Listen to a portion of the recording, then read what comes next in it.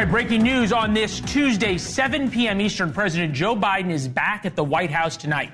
He had not been seen in public for 6 full days. That is 3 days longer than after Ronald Reagan was shot. 6 days, no sign of the president. We heard only a couple of words from him today.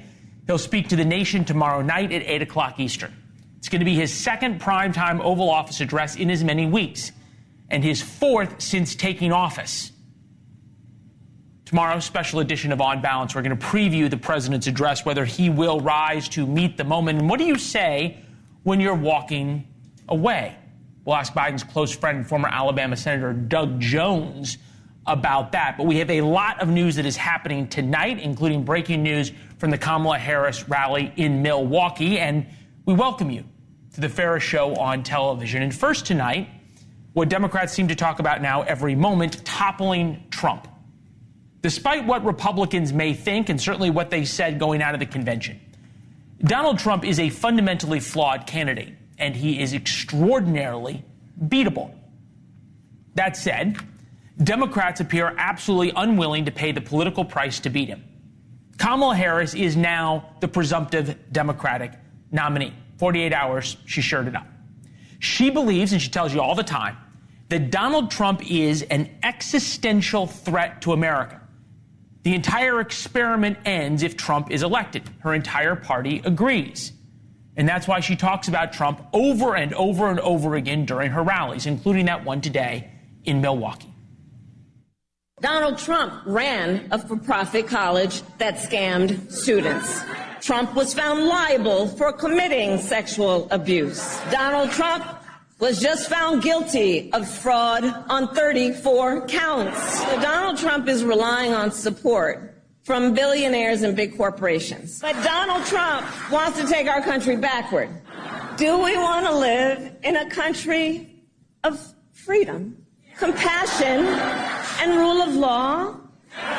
Or a country of chaos, fear, and hate?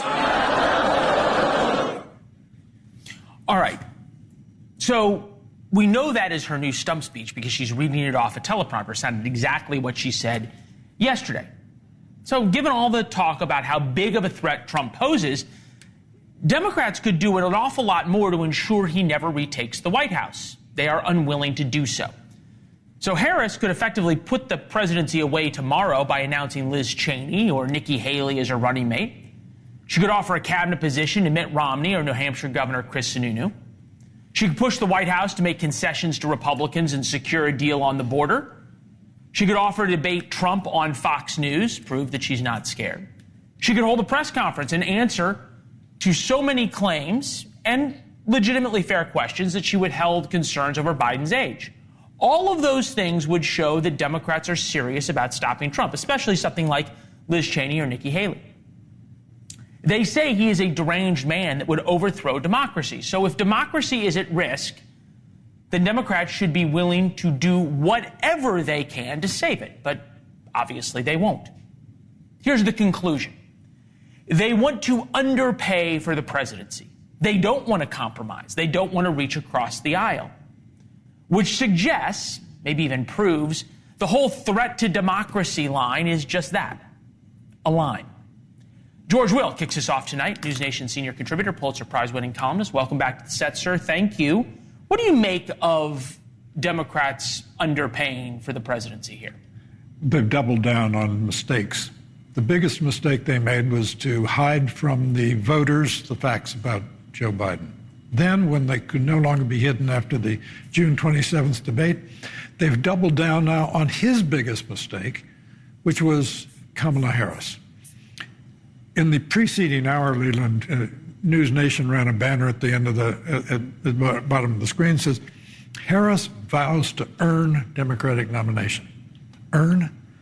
She got to be vice president because she has 2 chromosomes as a woman and because of her skin pigmentation. She's a pure product of identity politics. And now a race is on. The Democrats are going to try and redefine her, and Republicans are going to go over her record and say, this is actually how she's defined herself over the years. They're going to tell Pennsylvania, where something like 300,000 people are directly or indirectly involved in fracking, she's opposed to fracking. She's already said she's going to insult Bibi Netanyahu by not appearing, as the vice president generally does, when any foreign leader speaks to a joint session of Congress.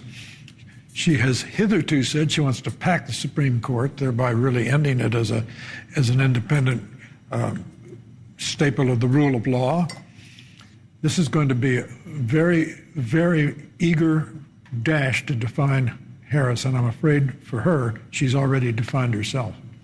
We have some of those clips. We played them yesterday. We'll keep playing them throughout. I think what's interesting is the attempt to redefine by her, I guess you could say, Antony Blinken, the Secretary of State, it's an ally. She said she would fire him, basically. But this is how Antony Blinken, Secretary of State, defined Harris. She's been a leading voice in our administration. And what I've observed is someone who asks time and again the penetrating questions, who cuts to the chase and is intensely focused on the interests of the American people. This is a woman who, the day before Vladimir Putin invaded Ukraine, said he's not going to invade because he's afraid of sanctions. Who exactly does Blinken think he's kidding? He was a bit over the top there, wasn't he? Saying penetrating questions. Has anyone heard a penetrating thought from Kamala Harris? I mean, the rush to churn her into a kind of statesman it doesn't pass the laugh test. So we said that the deification of whoever replaced Biden was going to be immediate. They were going to be turned into the first living saint that existed. And we'll play this out a little bit, right? Harris leads in a new Reuters poll. The Trump folks call this the Harris honeymoon.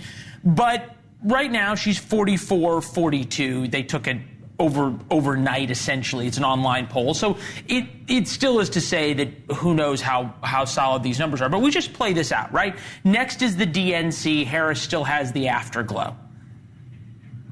You go through the Olympics, get to the DNC, Democrats are going to be united around Kamala Harris. The campaign starts before Labor Day. Trump's old. Harris is going to be barnstorming. She's already held more events in 2 days than Joe Biden holds in 3 or 4. Then comes the debate, right? And this is all going to be about Harris, the prosecutor, taking it to Donald Trump. They're already chanting, lock him up at the rallies. None of these are about the substantive issues of inflation or the border or crime. For as much as the media loves talking about swing voters and the issues that matter to them, they're all in on Kamala Harris. I have a feeling, Leland, that when the dust settles and people try to wrap their minds around the last 12 days of American politics, the polls are going to look remarkably the way they did 2 weeks ago. That is, people who can't stand Donald Trump will still not be able to stand him, and people who don't like the progressive lean of the Democratic Party will still feel that way. And we may be back again to 7 states. Well, we're always at 7 states at a minimum, right? Well, some people say Virginia is slipping toward, and New Hampshire and New Mexico. Nevada's out of reach. So Mrs. Harris has to gain some time. To be fair, people do change in office. Why do you think there has not been more of an effort, and maybe it's not fair to say in the first 48 hours, to put her out there for interviews, for events, and certainly there wasn't before when she was running for re-election as vice president? You mean, why don't they give her a chance to expose her thinking? The question answers itself, Leland. She has produced a whole slew of YouTube videos about her word salads, about various serious subjects, from school buses to space. Okay, it's hard to argue with you on the facts because we've all seen the videos, but for a long time, right, the Russia collusion was real, the laptop was fake, wear a mask, get a vaccine, Biden isn't old. For 3.5 years, the media went on with Biden isn't old, and people bought it for a very long time.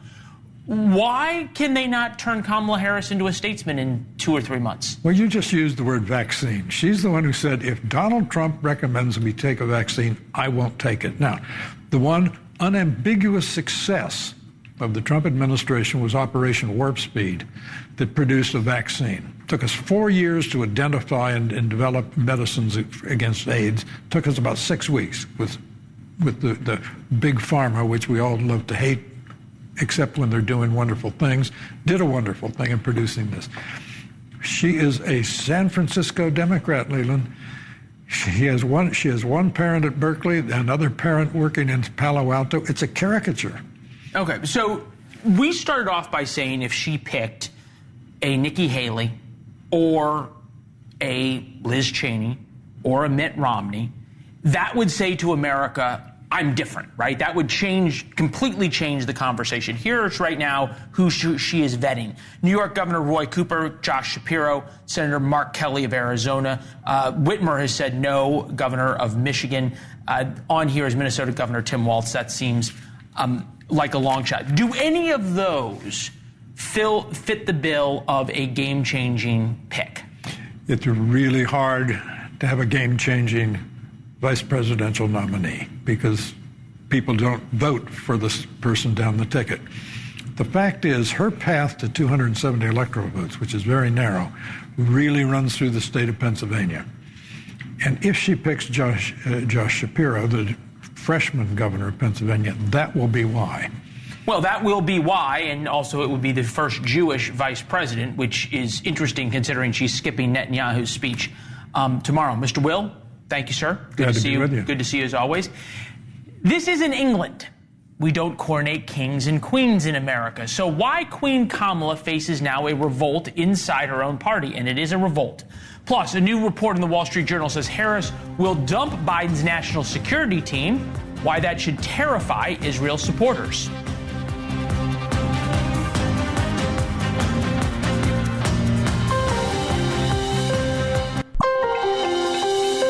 Hours ago, Vice President Harris returned from a campaign rally in Wisconsin. She came down the steps of Air Force Two. She looks pretty excited. Saluted the Air Force personnel at the bottom of the stairs, headed over to the Marine Corps helicopters. This image plays out all the time. But this time, everybody cares. Everybody's watching. She is the incumbent vice president now running for president. 48 hours since President Biden announced he was not seeking re-election, and without a single vote, not one, the candidacy turned into a coronation, and even Democrats are worried. Just look at some of the headlines, and these are not right-leaning publications. From the Daily Beast, why Dems risk apocalypse with Kamala Harris coronation. New York Times, are Democrats right to unite around Kamala Harris? The Guardian, key Democratic donors back Harris, but others warn against coronation. The Telegraph, Harris coronation by elite is threat to democracy, claims J.D. Vance. So there is that. Gimay Wood in The Atlantic writes, Democratic politics felt like a game rigged by insiders to favor a candidate of their choice and to isolate that candidate from the risks associated with campaigning. Jonathan Cott, former communications director, senior advisor to Senator Joe Manchin, is with us. Ashley Damas, former White House official for George W. Bush. Do Democrats, Jonathan, risk being in a situation where they have protected someone who was a terribly weak candidate in 2020 and her first time back on the campaign trail in any meaningful way is under a microscope, I think, unlike any other presidential candidate has had? No, because I think she's had the 3.5 years in the vice president's office, which is under the microscope at all times. She was under the microscope the second she got there. And look, she didn't do well in the 2020 primary. She has learned a lot. She actually has learned that there's a big difference between campaigning and governing. And I think what she's going to do is she's going to lean on her record and get out there, and she's feeling comfortable. You can see how happy and relaxed she is at the crowd in Wisconsin today. You can see how happy she was at the campaign headquarters the other day. I only think she's going to get better as this goes on. But yeah, the scrutiny is going to be on her like nobody else. No, I mean, you're exactly right. But I actually think as Republicans, we love to run against her record. I mean, she was the immigration czar, lack of a better word. Most liberal senator in 2019. Most liberal senator. Obviously, her position on crime is not good. And she's going to have all the Biden policies wrapped around her neck. If not more liberal, actually. The policy thing is interesting because so much of her rallies now are anti-Donald Trump. That was what Joe Biden did as well. You nodded along. There you go. Yep. Today, they were chanting, lock him up, which is interesting because in 2016, there were chants of lock her up referring to Hillary Clinton and also to Gretchen Whitmer, the governor of Michigan. Here was what Whitmer had to say. The president is at it again and inspiring and incentivizing and inciting this kind of domestic terrorism. It is wrong.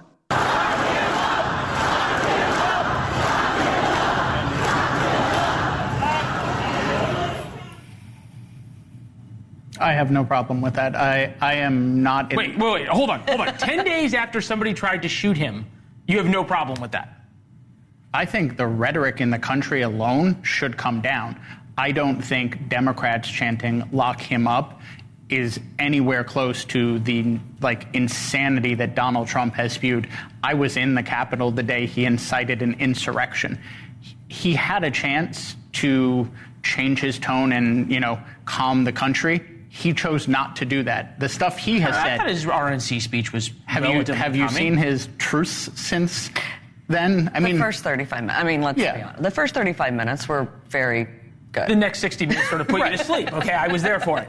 Or made you check your phone. I also don't subscribe to the Michelle Obama, they go low, we go high.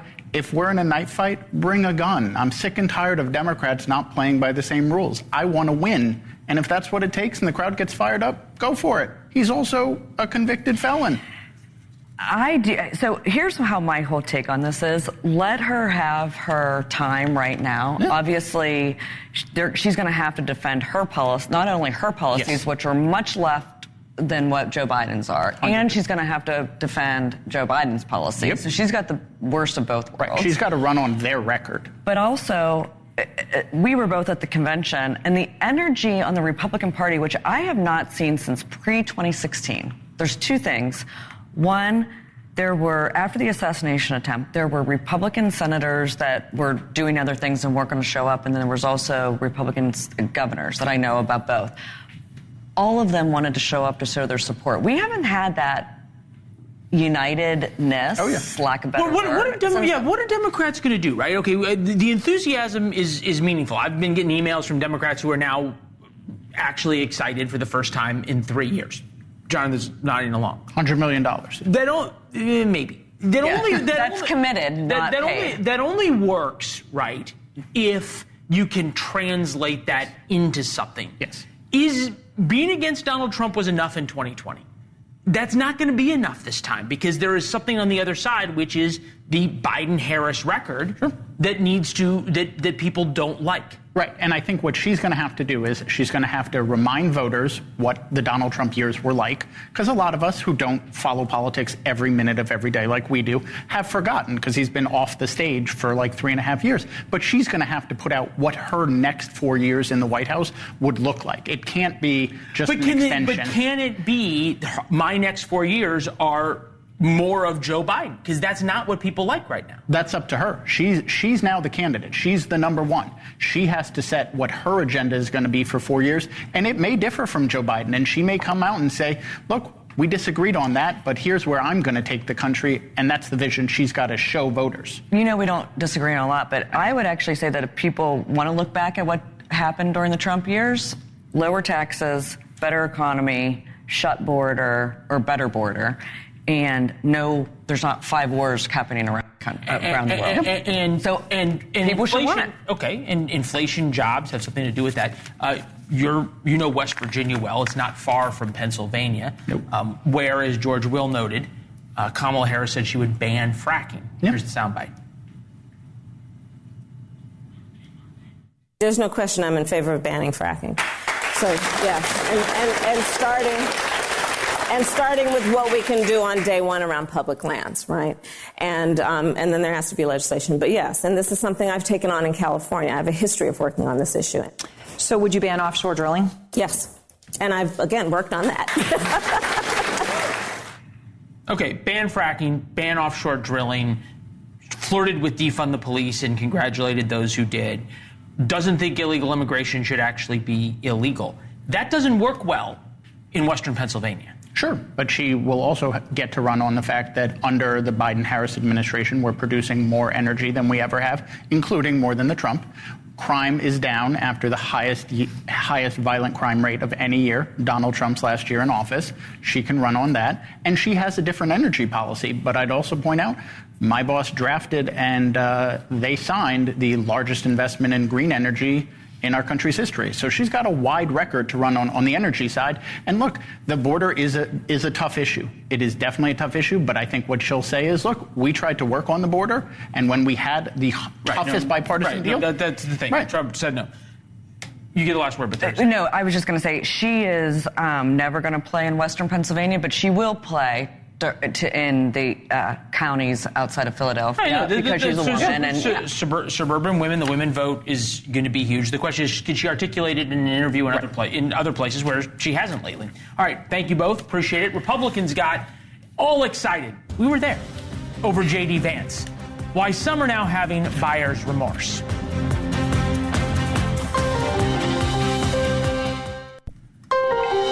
We started the show by saying Democrats refuse to make meaningful concessions to win the presidency.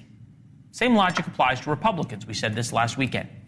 Donald Trump could have essentially ended the presidential race at the convention by picking Nikki Haley as his running mate. Instead, he chose J.D. Vance, firebrand senator from Ohio. Tim Alberta of The Atlantic reports that Republicans are having buyer's remorse. Most striking thing I heard from Trump allies yesterday was the second guessing of J.D. Vance, a selection they acknowledged that was born of cockiness, meant to run up margins with the base in a blowout rather than persuade swing voters in a nail-biter. Senator Ron Johnson of Wisconsin is with us. Is that a fair critique, sir? I don't think so. I've served with J.D. now for almost 2 years, and I don't feel he's a firebrand or bombastic. He's intelligent. He has integrity. He's got a heck of a story. He served our nation honorably as a U.S. Marine.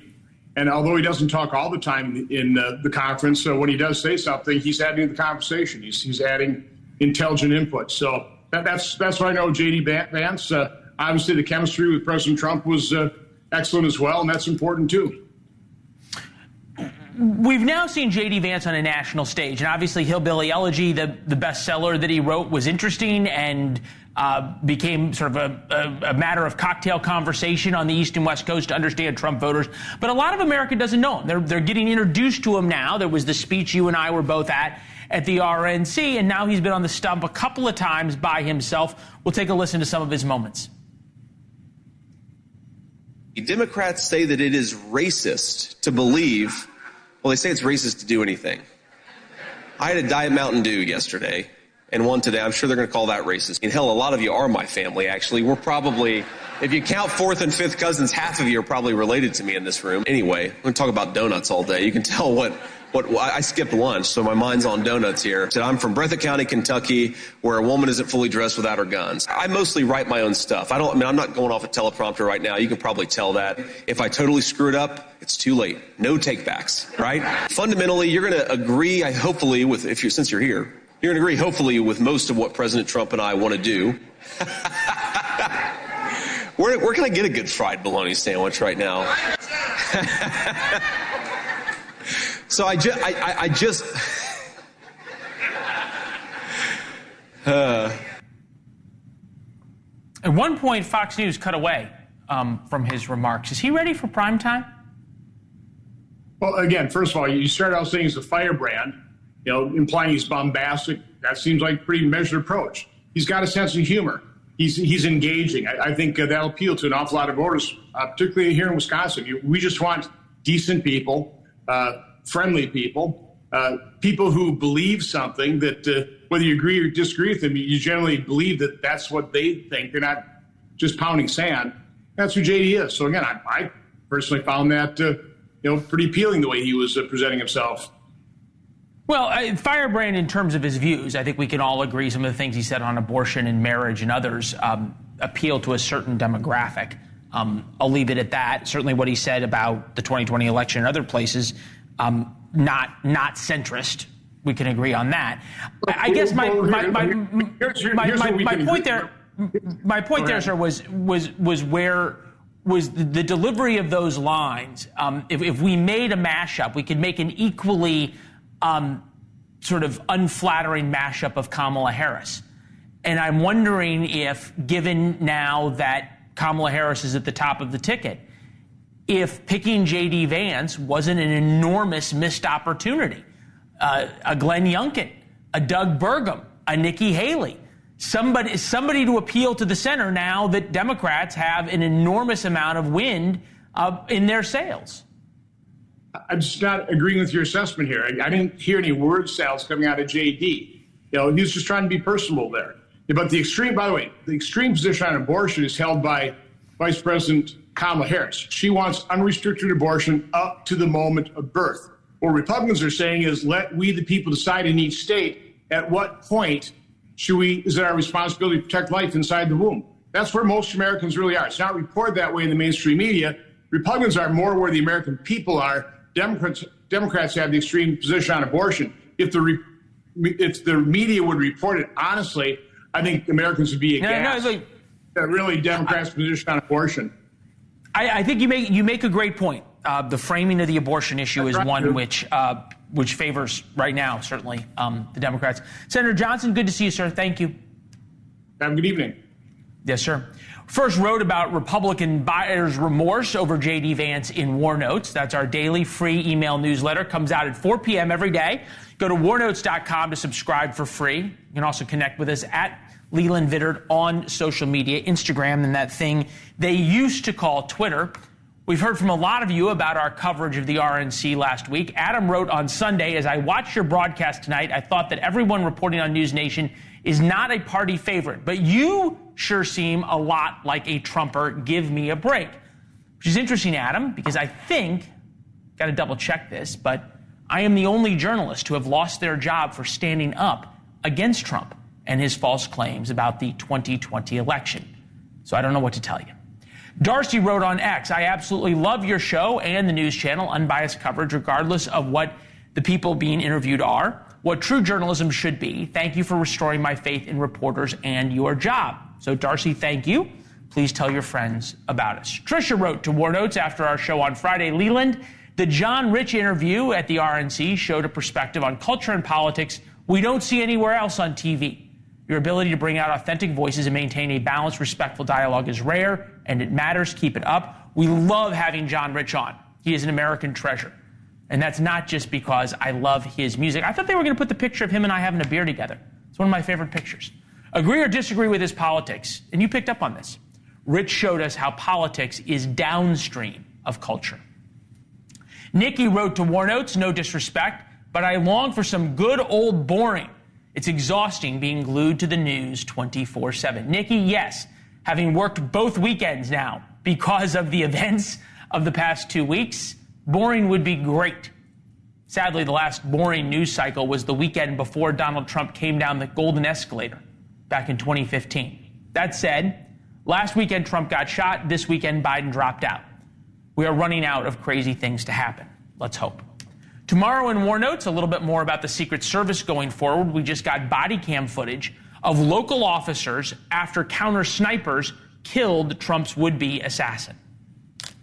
If you go to that window that's open and yell for Greg, that's the sniper that sent the original pictures and seen him come from the bike and set the book back down and then lost sight of him. Okay. He's the one that sent the pictures out. I don't know if you got the same ones I did. I think I did, yeah. He's got his glasses on and he's...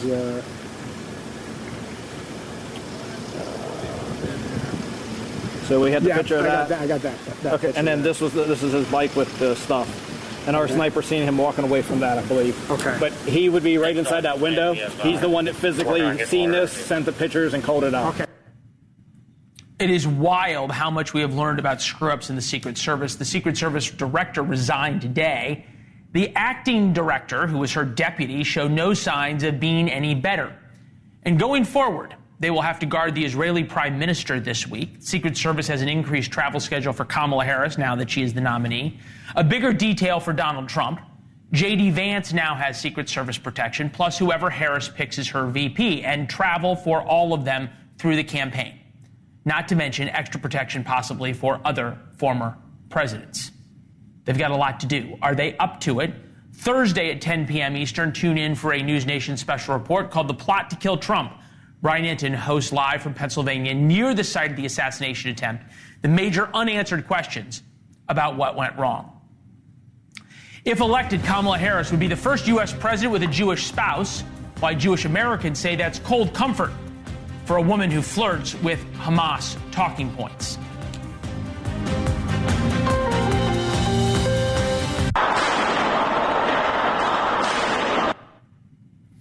All right, pro-Palestine folks, Hamas adjacent, you might call them, stormed the Capitol today in a toned-down version of what we can expect tomorrow. 20,000 or so plan to call for the arrest of Israeli Prime Minister Benjamin Netanyahu. He's in town. We'll be talking to a joint session of Congress.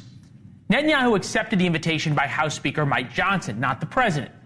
The vice president, who is the president of the Senate and typically goes to events like this, is going to be in Indianapolis conveniently with her sorority sisters. We're not making that up. Johnson had some thoughts about that today.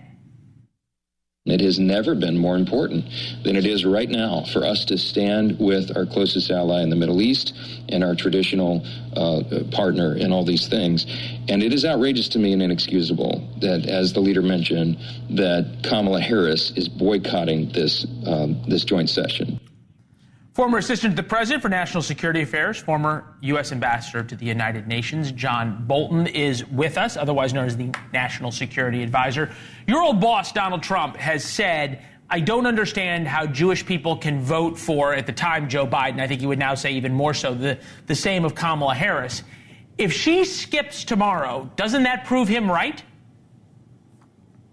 Well, I think, the Jewish vote is not completely homogeneous. There are liberal Jewish people, there are conservative Jewish people, and it's the liberal Jewish community that votes for Biden and Harris and Obama and their like. And when it comes to Israel, I think their loyalties are dictated by their liberalism, not by their religious faith. And I think that's what people are confronting here. This is just unprecedented, I think, for a vice president not to find time to preside over a joint session of Congress like this. She has her own plane. She can go real quick between Washington and Indiana. She could take an hour and listen to the Prime Minister of Israel. This is a conscious decision. This is not a conflict that she can't get out of, that's for sure. Right, it's a conscious decision. It's a telegraph to the more liberal part of the Democratic Party, right? That when I'm in power, I'm not going to be as supportive of Israel as Joe Biden is. I think to sort of put what you said a little differently, for a big part of the Jewish community, it's a lot more important to be liberal than it is to be Jewish. Benjamin Netanyahu is going to meet with Joe Biden tomorrow. We don't know whether or not he is going to meet with Kamala Harris, although there was reporting that he would. Meet with President Biden Thursday at 1 p.m., and then he's going to Palm Beach to meet with Donald Trump at Mar-a-Lago. The last time Benjamin Netanyahu got involved in American politics was 2012, Obama-Romney. It did not end well for Romney, and it ended far worse for Netanyahu. How has he not learned from that mistake? Well, remember, Bibi has faced unrelenting pressure and antagonism from 3 successive Democratic administrations. The Clintons hated him. The Obama White House hated him. And if you ask the Biden administration now, they would say they vote for the first man on the street in Jerusalem they could find to be the Prime Minister of Israel. Bibi also, from his time in America in the private sector as Israeli ambassador to the UN, knows American politics very well. And he may have miscalculated a time or two, but his political ear is pretty astute. And he does what he thinks he needs to do to advance the interest of his country, which any national leader should do. So he may put a foot wrong, but it's not because he wasn't trying to advance Israel's interest. I just wish we had presidents that were more astute in pursuing American interest. Okay, I mean, that's quite a statement. Harris is expected to tell Netanyahu, evidently this is the reporting if they do meet, it is time for the war to end in a way where Israel is secure, all hostages are released, the suffering of Palestinian civilians in Gaza ends, and the Palestinian people can enjoy their right to dignity, freedom, and self-determination. Okay, all well and good. Very hard for Palestinian people to enjoy their right to dignity, freedom, and self-determination with Hamas, a terrorist organization, still leading and running Gaza. If you are the Israelis, how terrified are you of a President Kamala Harris? Well, I think it's going to be far more difficult. I think this is going to look more like of the last three Democratic administrations. I'd say the Obama administration was the worst. I think a Harris administration would probably beat that record. And you know, this is those talking points are the talking points of somebody who fails to understand that the greatest war crime committed in the Gaza Strip has been Hamas's years, decades, in turning the Palestinian people in Gaza into human shields and exploiting them, and really committing what are generally recognized as war crimes by endangering civilians themselves. They can't escape responsibility for their terrorism by putting their own people out as targets. Because if you let that happen, you have given the terrorist a veto over the victims of terrorism, retaliating for it, trying to establish conditions where it doesn't happen again. So I think the entire moral discussion within the Biden administration on who's responsible for the misery of the Palestinian people is misplaced. I don't put responsibility primarily on Israel. I put it on Hamas. Yeah, and they're the ones who still hold the hostages as well. We'll be talking about them throughout the week. Mr. Ambassador, thank you, sir. Always good to see you. Glad to be with you. President Biden addresses the nation tomorrow night, 8 p.m. Eastern. What can he say to make himself relevant again?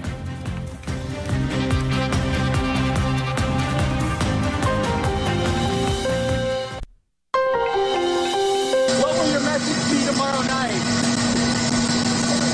Will you come speak with us? What are you going to tell Americans tomorrow night? Why did you drop out, Mr. President? Why did you drop out of the election? Was it a difficult decision to make? President Biden told reporters they just have to wait and see what's coming in his address to the nation tomorrow night. The United States has not seen an address where a president tells the nation why he will not seek re-election since 1968. Lyndon Johnson made these famous remarks, which reportedly came as a surprise to most of the staff in the White House. Accordingly, I shall not seek and I will not accept the nomination of my party for another term as your president. All right, his vice president went on to win the nomination, also without any votes being cast. Hubert Humphrey got a few votes, but by and large did not win the majority of the Democratic primary election. Humphrey went on to be the nominee and then lose in a profound fashion to Richard Nixon in 1968. With us now, former U.S. Senator from Alabama, close friend to President Biden, Doug Jones. Senator, good to see you, sir. Appreciate it. How does Joe Biden avoid that fate of Lyndon Johnson to see his vice president lose spectacularly to Donald Trump? Well, I think he's on a road to do that. I think at the moment he endorsed her, and I don't think you saw that from with Lyndon Johnson and Hubert Humphrey. But the moment he passed the torch to Kamala Harris and the Democratic Party rallied around her like no other that I have seen in my lifetime, the excitement around his candidacy. I think that's a big, big thing. Remember, there were primaries following his withdrawal. Robert F. Kennedy was shot. So there was a summer of turmoil in the Democratic Party and in America. I don't think we're going to see that. We're going to see a wonderful convention. We're going to see I think a celebration of Joe Biden and his incredible career over the last 50 years. And then you'll see that passing the torch and a celebration of Kamala Harris as our nominee going into November. Unity, sunshine, and unicorns are all wonderful at conventions. The Republicans just had them. And then things change, right? Drastically. I mean, if you think about how things changed a week ago when Donald Trump was shot, they changed again through the convention, and then they changed again on Sunday when Joe Biden dropped out, and now Kamala Harris is the nominee. Things change. The question is candidate quality. And Kamala Harris failed spectacularly in 2020 as a candidate. And yes, I know she's had experience as vice president, but experience as vice president and being kept in a bubble where you only talk to The View and occasionally go talk to very happy Democratic-based crowds does not prepare you for a Democratic election. In fact, it does the opposite. It doesn't toughen your skin. It weakens you. And how are Democrats? I get it, they're excited, but how are you confident in Kamala Harris? Well, that is incredibly both naive and like juvenile way of looking at the vice president of the United States. She has not just simply gone into happy places and The View any more than anybody else has. She has been road tested. Due respect. Hold on. No. Hold on. You just called me juvenile, Senator. The last big interview she did was the Lester Holt, and Lester Holt had to correct her that she hasn't been to the border. Come on. She hasn't been to the border. She's been all over the world. She has met with foreign leaders. She has addressed security conferences. She's broken tie votes in the United States Senate. She was a United States Senator. We worked together on HBCUs. To say that she has just not done one thing to go to the border or simply gone to happy places is juvenile. It's absurd. It is a simplistic view and quite candidly a biased view of the vice president. She has been a strong vice president. She has especially found a voice on one of the most important issues facing in America, and that's women's rights and the right that they have to control their own bodies.